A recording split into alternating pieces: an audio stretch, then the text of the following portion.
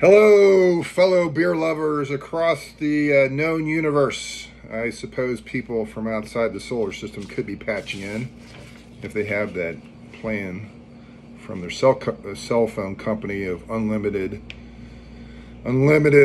data. I wanted to talk today about a place I went on Thursday called World of Beer. It's a chain. I haven't been to any other location but the one in Exton. I've been wanting to go for a while. I heard about it. It sounded like an interesting place, like a zoo for beers. It's just a little far away. It's about an hour and 5-10 minutes away, and that's out of my zone if I'm just going to make a day trip. I like to be within a half hour to 40 minutes of my home. But my dad's been at an assisted living facility temporarily, hopefully, down in Paoli, Malvern, actually, which is fairly close to Exton. So it's on the way back here to God's country, Columbia, Pennsylvania, the epicenter of all things happening. So I stopped by World of Beer on Thursday afternoon. It was about 2 o'clock. Wanted to get some lunch because I was hangry. And then while I was there, I wanted to enjoy some brewski. So here's a copy of their beer list front and back. So I stole this. But it's on paper. It's not like it was printed on papyrus or something. So they have several different categories. Light and crisp, wheat, Weiss, wit, hop forward, malt forward, dark and bold. That's how I like my women. Sour and wild ales. Definitely not how I like my women. Cider and fruit. I know that was a pejorative, chauvinist statement. I apologize. I banged my head on my table to make my punishment fit the crime. Specialty beers and old school, which has two, Rolling Rock and Pabst Blue Ribbon, neither of which are made by the original brewery. They're brands of other breweries. So each category has probably an average of 6 or 7, plus or minus a few. I don't want to go through each beer. That's just too time consuming. So I got this really great Cobb salad when I was there. It was stacked like a tower, like a Jenga game, and just like it was about 6 or 7 inches tall. So I mashed that down and had bacon in it, and spinach and some vinaigrette, balsamic vinaigrette, and other fine pieces of protein and vegetables. So that was delicious. And I had 2 beers. The first one was a Cape May IPA on nitro.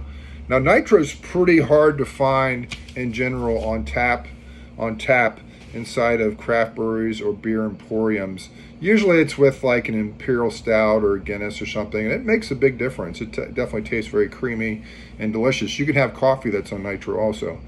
Once in a great while, you'll see a place put an IPA on a nitro. And again, it's just creamy, delicious, takes off a little bit of the edge of the hops, and it's super, super unusual. It happens, but it's not common.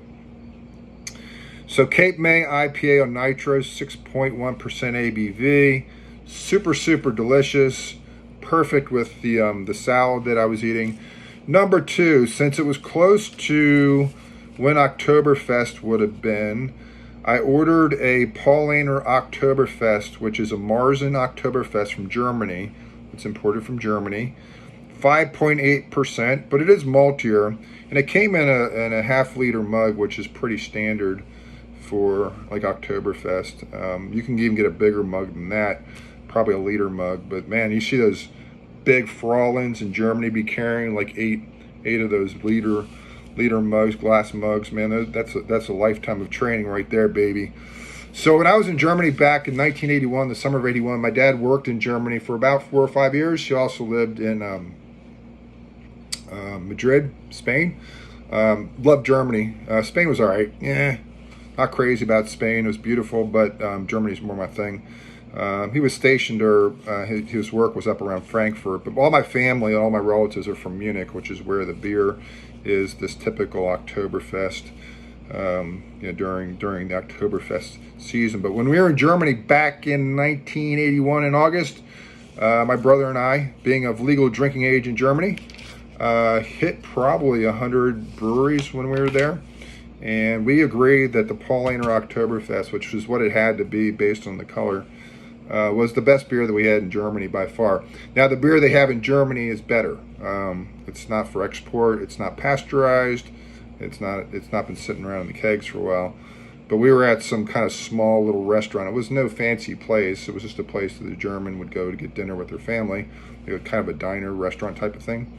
And when we got that pulled Paulaner Oktoberfest Marzen, my brother and I looked at each other and we were like, this is the best beer we've had. And we had a lot of good beer. A lot of good beer quantity-wise, a lot of good beer quality-wise.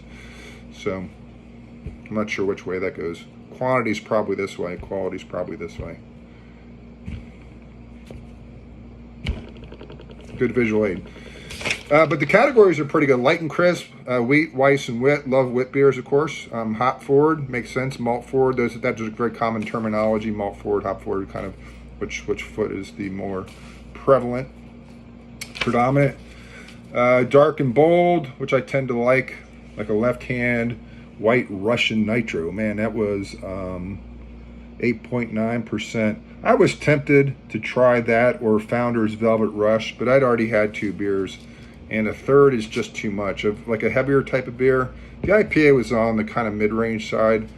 The Paulaner was actually lower in ABV, but if I had finished off with a Founder's Velvet Rush, an Imperial Brown Ale 11%, or the left-hand white Russian Nitro, I would have had some difficulties driving home. So discretion is a big part of valor. I've talked about that before. I'll talk about it again. If I want that extra beer, I'll wait till I get home. That's usually the way to do it. I'm not saying I always practice that, but that's the goal. So signing out, Bierkergaard, Columbia, Pennsylvania, center of the known universe. Beautiful day. Have a good day.